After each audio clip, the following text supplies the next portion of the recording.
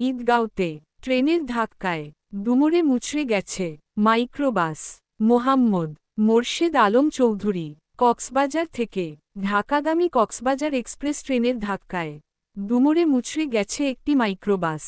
আজ রবিবার ১৬ ফেব্রুয়ারি দুপুরে ঈদগাঁও উপজেলার ইসলামাবাদ ইউনিয়নের রেল স্টেশন সংলগ্ন এলাকায় এ দুর্ঘটনা ঘটে। মাইক্রোবাসের মালিক মিজান বলেন, ঈদগাঁও থেকে মাইক্রোবাসটি বিয়ের যাত্রী আনতে পাহাশিয়াখালী যাওয়ার সময় ট্রেনের ধাক্কায় গাড়িটির সামনের অংশ চুরমার হয়ে গেছে। তবে এর আগ মুহূর্তে চালক গাড়ি থেকে নেমে যাওয়ায় রক্ষা পেয়েছি। স্টেশনের রেলক্রসিংয়ের দায়িত্বে থাকা গেটম্যান না থাকায় প্রায় সময় এমন ঘটনা ঘটেছে, অনেকের মৃত্যু হয়েছে। স্টেশন মাস্টার আব্দুল খাইম বলেন, ট্রেনের সাথে সংঘর্ষ হয়েছে বলে শুনেছি। এতে ট্রেনের ইঞ্জিন বগিত আংশিক ক্ষতি হয়েছে।